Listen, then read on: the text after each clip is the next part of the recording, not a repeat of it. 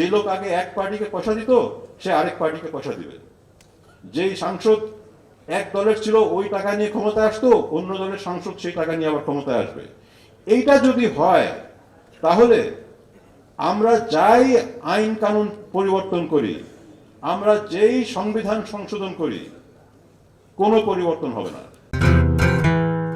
ক্ষমতার যেই রূপ বাংলাদেশের মতন দেশে, এটা খানিকটা হচ্ছে আনুষ্ঠানিক, দৃশ্যমান, কিন্তু বেশিরভাগই হচ্ছে অনানুষ্ঠানিক, যেটা আমরা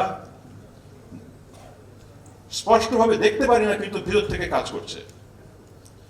এই যে লুকানো বা গোপন ক্ষমতার আপনার নেটওয়ার্ক গুলো, এগুলো আমাদের মতন দেশে সবচাইতে বেশি গুরুত্বপূর্ণ এবং সবচাইতে কঠিন এগুলোকে ভাঙা। আপনি যে কোনো আনুষ্ঠানিক একটা সংগঠন দেখবেন, সেটা দেখে কিন্তু আপনি ক্ষমতার উৎস বুঝতে পারবেন না। যেমন ধরেন, আপনি একটা বিজনেস অ্যাসোসিয়েশন দেখছেন, বিজনেস অ্যাসোসিয়েশন সব রকমের ব্যবসায়ীদের প্রতিনিধিত্ব এখানে আছে, সেটার একটা নির্বাচনও হয়, ইত্যাদি ইত্যাদি। কিন্তু আসল ক্ষমতা কোথায়? আসল ক্ষমতা হচ্ছে আপনার ওই কাঠামোর নিচে কাজ করছে, গোপনে কাজ করছে, নেটওয়ার্কের মাধ্যমে কাজ করছে।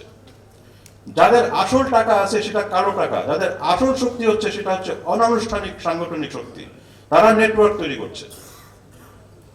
আপনি একটা রাজনৈতিক দল দেখেন, একটা রাজনৈতিক দলের একটা আনুষ্ঠানিক কাঠামো আছে, কিন্তু আসল ক্ষমতা কোথায়? আসল ক্ষমতা হচ্ছে অনেক ব্যক্তির হাতে, যারা তাদের ব্যবসায়ীদের সঙ্গে, কালো ব্যবসায়ীদের সঙ্গে লেনদেন আছে, যারা দলের টাকা নিয়ে আসছে, যাদেরকে হয়তো পার্টির নেতৃত্ব সেভাবে শৃঙ্খলাবদ্ধভাবে কাজ করাতে পারে না। আসল ক্ষমতা আর আনুষ্ঠানিক ক্ষমতা, এটার মধ্যে বাংলাদেশে একটা বিরাট পার্থক্য আছে। সেটা রাজনৈতিক দলের মধ্যে, বিজনেস অ্যাসোসিয়েশনের মধ্যে, বিশ্ববিদ্যালয়ের মধ্যে। কে প্রমোশন পাবে, কার ক্ষমতা কোথায়, এটা আপনি সেই কাঠামো দেখে বুঝবেন না। সেটার ভিতরে আপনার যে অলক্ষিত গোপন পাওয়ার নেটওয়ার্ক কাজ করছে, সেটাকে আপনাকে বুঝতে হবে। এই পাওয়ার নেটওয়ার্কগুলো বাংলাদেশে অত্যন্ত শক্তিশালী এবং তারাই কিন্তু অনেক কিছু নিয়ন্ত্রণ করে। দলের সাইনবোর্ড বদলা যেতে পারে, বিশ্ববিদ্যালয়ের নেতৃত্ব চেঞ্জ হয়ে যেতে পারে, বিজনেস অ্যাসোসিয়েশনের নেতৃত্ব চেঞ্জ হয়ে যেতে পারে, কিন্তু আসল ক্ষমতা যাদের হাতে আছে তাদের হাতেই থেকে যাচ্ছে। এটা হচ্ছে আমাদের সমস্যা। এখন সংস্কার যদি আমরা করতে চাই বাংলাদেশে, আমাদের দুইভাবে কাজ করতে হবে।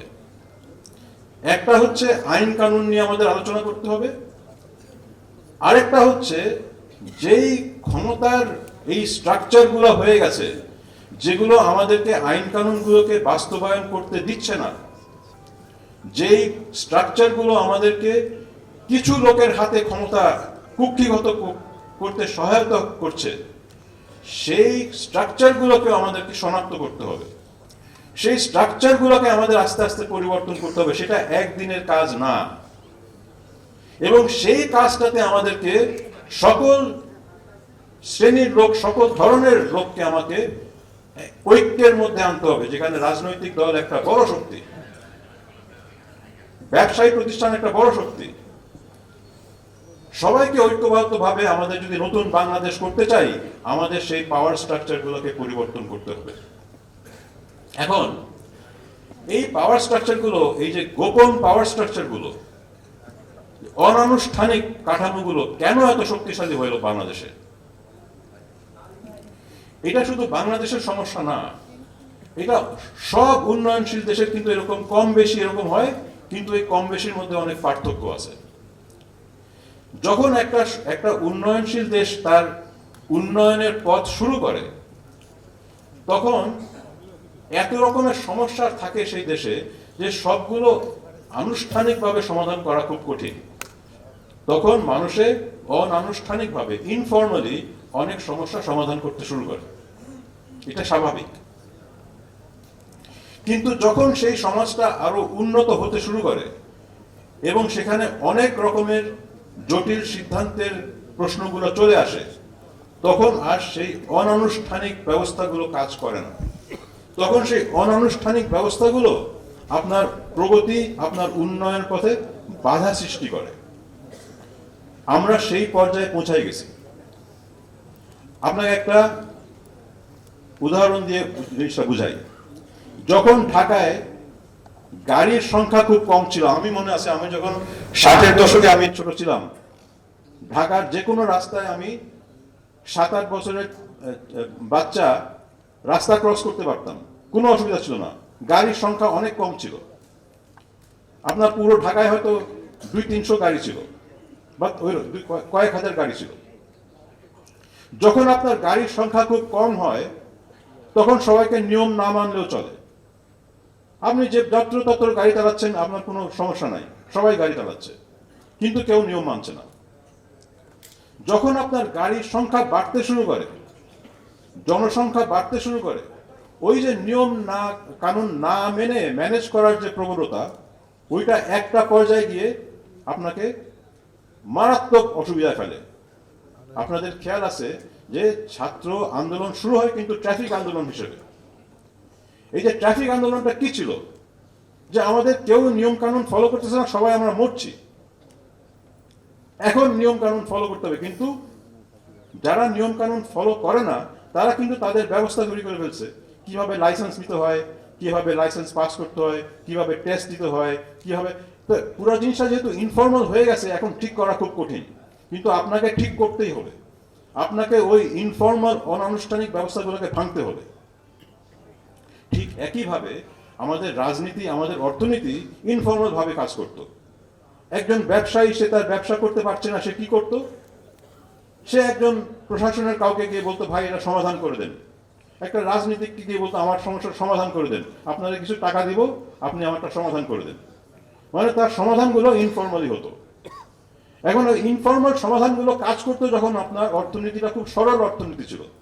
কিছু লোক ব্যবসা করতেছে, আমার এটা দরকার ভাই, আমি ওই প্রশাসনের লোকটাকে চিনি, আমি ওই রাজনীতিককে চিনি, আমি গিয়ে তার সঙ্গে একটু চা নাস্তা খাইলাম, তাহলে কিছু টাকা পয়সা দিলাম, সে আমার একটা কাজটা করাই দিল। এটা কাজ করছে এক পর্যায়ে, এবং আমাদের ভালো প্রবৃদ্ধি হয়েছে এইভাবে। কিন্তু অর্থনীতি যখন জটিল হয়েছে, বড় হয়েছে, আমাদের ব্যাংক এখন হাজার হাজার কোটি টাকার ব্যবসা করতেছে, তখন যখন আপনি ওই ব্যবস্থায় আবার কাজ করেন যে আমি ব্যাংকের মালিককে চিনি, আমাকে 1000 কোটি টাকা ঋণ দিয়ে দেন, তখন আর এটা কাজ করে না। তখন আপনার পুরো অর্থনৈতিক কোলাপসের দিকে চলে আসছে। যে জিনিসটা আগে কাজ করতো এবং খুব ফাংশনাল ছিল, এখন এটা ডিসফাংশনাল হয়ে গেছে। ঠিক যেমন আমাদের ট্রাফিক আর কাজ করে না, আমাদের ব্যাংকিং ব্যবস্থা কাজ করে না, আমাদের বাজার প্রতিযোগিতা কাজ করে না, আমাদের ইম্পোর্ট এক্সপোর্ট কাজ করে না, ওভার ইনভয়েসিং এর টাকা সব চলে যাচ্ছে, হুন্ডিতে টাকা সব চলে যাচ্ছে, ব্যাংকগুলো সব ধসে পড়ছে। কারণ যারা ক্ষমতাশীল তারা সব এই ইনফর্মাল নেটওয়ার্কগুলো বানায় রাখছে, যেগুলো একসময় ইনফর্মাল নেটওয়ার্কগুলো কাজ করতো, এখন সেগুলো আমাদের শত্রু হয়ে গেছে। এখন এই যে ইনফর্মাল নেটওয়ার্কগুলো, যে যার মাধ্যমে যারা ক্ষমতাশীল, তারা ক্ষমতায় বসে আছে, তারা কিন্তু কোনো পার্টি, কোনো সাইনবোর্ড তোয়াক্কা করে না। যে লোক আগে এক পার্টিকে পয়সা দিত, সে আরেক পার্টিকে পয়সা দিবে। যেই সাংসদ এক দলের ছিল, ওই টাকা নিয়ে ক্ষমতায় আসতো, অন্য দলের সাংসদ সেই টাকা নিয়ে আবার ক্ষমতায় আসবে। এইটা যদি হয়, তাহলে আমরা যাই আইন কানুন পরিবর্তন করি, আমরা যেই সংবিধান সংশোধন করি, কোনো পরিবর্তন হবে না। কারণ ওই যে গোপন ইনফর্মাল পাওয়ার স্ট্রাকচারগুলো, তারা আগের মতোই কাজ করতে থাকবে। আমাদের আইন তারা ভাঙতে থাকবে, নতুন আইনও ভাঙবে, আগের আইনও ভাঙবে, আইন পরিবর্তন করে কিছু হবে না।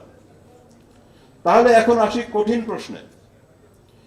যদি এটাই হয় সমস্যা, যে আইন কানুনও পরিবর্তন করতে হবে, ক্ষমতার যে গোপন ক্ষমতার স্ট্রাকচারগুলোকে আমাদেরকে ভাঙতে হবে, তাহলে সেটা কিভাবে করা যায়? আমার বক্তব্য হচ্ছে যে এই কাজটা আমাদেরকে এখনই শুরু করতে হবে। আমাদের এখনই শুরু করতে হবে। সবকিছু আমরা কালকে পরিবর্তন করতে পারবো না, কিন্তু কাজটা আমাদের এখনই শুরু করতে হবে, এবং সেটা শুরু করতে হবে সকল সংস্কারকামী রাজনৈতিক বন্ধুদের সহায়তায়। রাজনৈতিক দলকে ছাড়া এটা হবে না, এবং রাজনৈতিক দলদেরও বুঝতে হবে যে তারা যদি ক্ষমতায় আসে, এই ক্ষমতার বিন্যাসকে জায়গায় রেখে তারা ডেলিভার করতে পারবে না। তারা যখন যাবে যে আমি এখন স্বাস্থ্য ব্যবস্থা ভালো করতে চাই, শিক্ষা ব্যবস্থা ভালো করতে চাই, বাজার অর্থনীতি ভালো করতে চাই, তাদেরকে সেই গোপন শক্তি ঠেকাই দেবে এবং তাদের পক্ষে সেই গোপন শক্তিকে ভাঙা এককভাবে সম্ভব হবে না, কারণ তাদের সাংসদরাই, তাদের সমর্থকরাই ওদের সঙ্গে মিশে যাবে। তখন তখন যখন তারা আর সেটা ডেলিভার করতে পারবে না মানুষকে, যে আমরা শিক্ষা ব্যবস্থা ভালো করতে পারছি না, আমরা স্বাস্থ্য ব্যবস্থা ভালো করতে পারছি না, আমরা বাজারে প্রতিযোগিতা আনতে পারছি না, আমাদের ব্যাংকে চুরি থামাতে পারছি না, তখন তাদেরকেই কিন্তু জনগণ আর ক্ষমা করবে না। অর্থাৎ ঐক্য এখন সবার স্বার্থে। যারা সংস্কারকামী জনগণ, সংস্কারকামী রাজনৈতিক দল, সংস্কারকামী সবাই বুদ্ধিজীবী, আমাদের ঐক্যের বাইরে কোনো জায়গা নাই এখন। কারণ ওই ট্রাফিক জ্যাম থেকে আমাদেরকে বের হয়ে আসতে হবে। আমরা একটা ট্রাফিক জ্যামে পড়ে গেছি। এই ট্রাফিক জ্যাম আগে ছিল না, এখন হয়ে গেছে। এবং এখানে ওই আগের ব্যবস্থায় যে নির্বাচন করে ভাই 2006 সালে তো ফ্যাসিবাদ ছিল না, 2006 সালে ফেরত যাই। আমাদের 2006 সালে ফেরত যাওয়ার কোনো জায়গা নাই। 2006 সালের পরে তো ফ্যাসিবাদ হয়েছে আস্তে আস্তে। এখন আমাদের 2006 সালেও না, আমাদের 2006 সালের পরবর্তী জায়গায় যেতে হবে। এখানে আমাদের কিছু শক্ত পদক্ষেপ এখনই নিতে হবে। বড় বড় ডিফল্টার যারা, বড় বড় চোর যারা, আপনি একজন, দুইজন, তিনজন করে ধরেন, বিচার শুরু করেন। তাদের যে চুরি করা অর্থ, এগুলো ফেরত আনা শুরু করেন। মানুষ দেখুক যে ক্ষমতাশীল যারা, তারা সব সময় পার পেয়ে যাবে না। আজকে সকালে বিচার নিয়ে আমাদের শহীদ ফ্যামিলিগুলা কান্নাকাটি করলো যে বিচার কোথায়। বিচার শুধু খুনের বিচার তো হতেই হবে, কিন্তু চুরির বিচারও হতে হবে। যারা টাকা চুরি করেছে